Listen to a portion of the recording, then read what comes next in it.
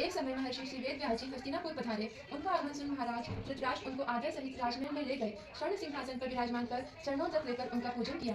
श्री व्यास जी से माता कुंती तथा गांधारी ने हाथ जोड़कर प्रश्न किया कि हे महामुने, आप त्रिकालदर्शी हैं, अतः आपसे हमारी प्रार्थना है कि हमको कोई ऐसा सरल व्रत तथा पूजन बताएं जिससे हमारा राज्य लक्ष्मी, सुख संपत्ति, पुत्र पुत्रादि व परिवार सुखी रहे। इतना सुन श्री वेदव्यास जी कहने लगे, हम एक ऐसा व्रत का पूजन व वर्णन कहते हैं जिससे सदा लक्ष्मी जी का निवास होकर सुख स्मृति की वृद्धि होती है। यह श्री महालक्ष्मी जी का व्रत है जिसे प्रतिवर्ष अश्विन महीने में, भादो के महीने में कृष्ण अष्टमी को विधिवत किया जाता है।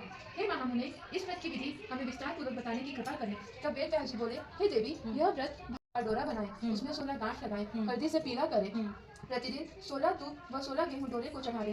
स्वान कृष्ण अष्टमी के दिन उपवास रखकर मिट्टी के हाथी पश्चिम महालक्ष्मी जी की प्रतिमा स्थापित कर विधि पूर्वक पूजन करें। इस प्रकार श्रद्धा भक्ति सहित महालक्ष्मी जी का व्रत पूजन करने से आप लोगों की राज्य लक्ष्मी में सदा अभिवृद्धि होती रहेगी। इस प्रकार व्रत का विधान बताकर श्री वेदव्यास जी अपने आश्रम को प्रस्थान कर गए। इधर समय अनुसार भाद्रपद शुक्ल अष्टमी से गांधारी तथा कुंती अपने अपने महलों में नगर की स्त्रियों सहित व्रत का आरंभ करने लगी। इस प्रकार 15 दिन बीत गए। 16वें दिन अश्विन कृष्ण अष्टमी के दिन गांधारी ने नगर की सभी प्रतिष्ठित महिलाओं को पूजन के लिए अपने महल में बुला लिया।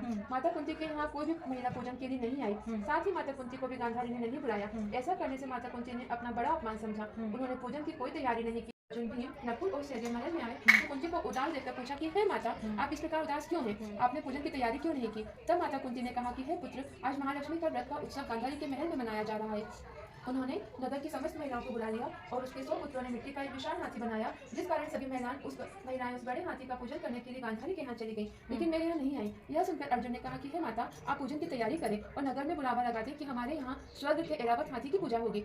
इधर माता कुंती ने नगर में ढिंढोरा पिटवा दिया और पूजा की विशाल तैयारी करने लगी। उधर अर्जुन ने बाण के द्वार स्वर्ग से ऐरावत हाथी को बुला लिया। इधर सारे नगर में शोर मच गया कि कुंती के महल में स्वर्ग से इंद्र का ऐरावत हाथी पृथ्वी पर उतारकर पूजा जाएगा। समाचार को सुनकर नगर के सभी नर नारी वहाँ एकत्र हुई सभी महिलाएं अपनी अपनी थालियां लेकर कुंती के महल की ओर जाने लगी। देखते ही देखते कुंती का सारा महल ठसाठस भर गया।